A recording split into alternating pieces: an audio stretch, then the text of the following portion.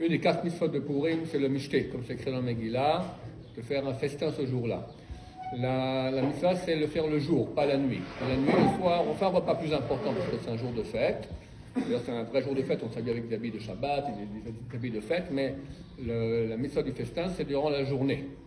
C'est pas obligatoire de manger du pain, mais c'est fortement conseillé, et aussi de manger de la viande de bœuf, parce que c'est une source de joie de manger de la viande de bœuf, et bien sûr du vin. D'après la Kabbalah, c'est bien de le faire à Shachrit, de faire cela avant le midi juif. Ce que je fais personnellement, moi je reviens de la prière, ma femme sait déjà, elle m'a pris un petit morceau de viande avec un morceau de pain, je bois un petit verre de vin comme ça, là j'ai fait la mitzvah du mishté.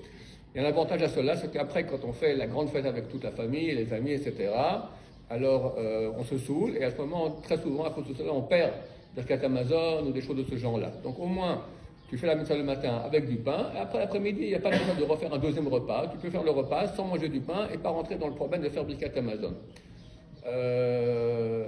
Se saouler, alors là, c'est comme ça. C'est écrit dans la Gemara qu'il faut se saouler au point qu'on ne puisse plus faire la différence entre Baruch Mordechai et Arur Haman. Bon, c'est un niveau de saoulerie extrêmement haut. Celui qui sait, qui se connaît, que quand il se saoule, il reste totalement maître de ses actes. Il va rien perdre comme mitzvah, ni mincha, ni birkat hamazon, ni parler des bêtises, etc.